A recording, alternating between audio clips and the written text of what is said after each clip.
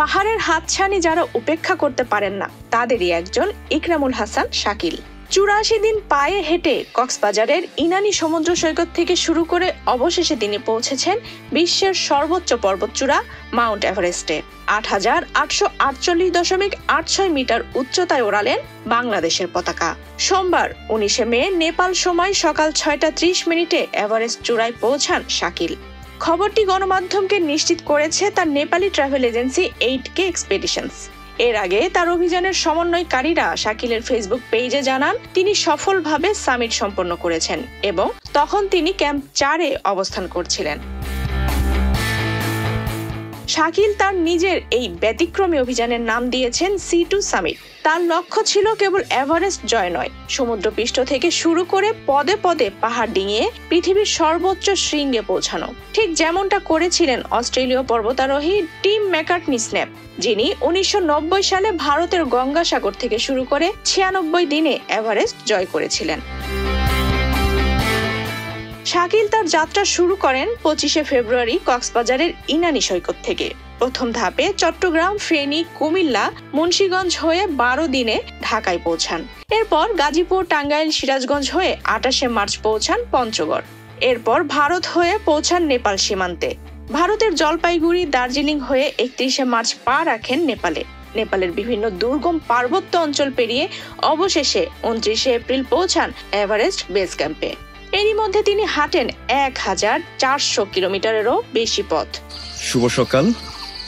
আমি এখন আছি হিমালয়ের ইলামের, নেপাল হিমালয়ের ইলামের ভালোটার নামক একটা জায়গায়, গ্রামে। এটা একদম প্রত্যন্ত একটা ছোট্ট একটা গ্রাম পাহাড়ের উপরে।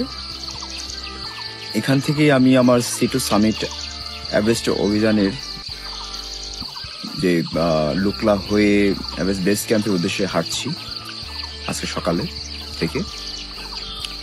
তো আজকে বাংলা নববর্ষের ১৪৩২ সাল।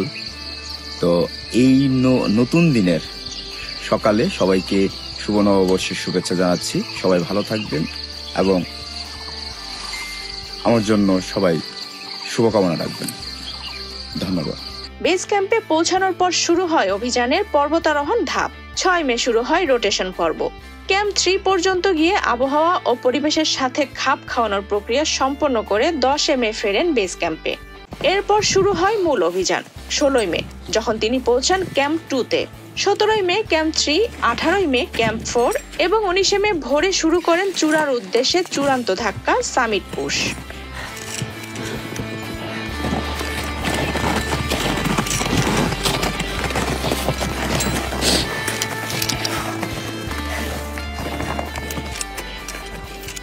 ইকরামুল হাসান শাকিল এর আগেও জয় করেছেন হিমালয়ের কোয়াজরি, দ্রৌপদী কাটান্ডা 2, হিমলুং ও ডোলমা খাংয়ের মতো উচ্চ শৃঙ্গ। ভারত সরকারের অধীনে নেহেরু ইনস্টিটিউট অব মাউন্টেনিয়ারিং থেকে পেয়েছেন প্রাথমিক ও উচ্চতর পর্বতারোহণের প্রশিক্ষণ। ২০২৩ সালে তিনি নেপালের ১,৭০০ কিলোমিটার দীর্ঘ গ্রেট হিমালয় ট্রেল সফলভাবে হেঁটে অতিক্রম করেন, যা তাকে পর্বতারোহণের জগতে এনে দেয় বিশেষ স্বীকৃতি।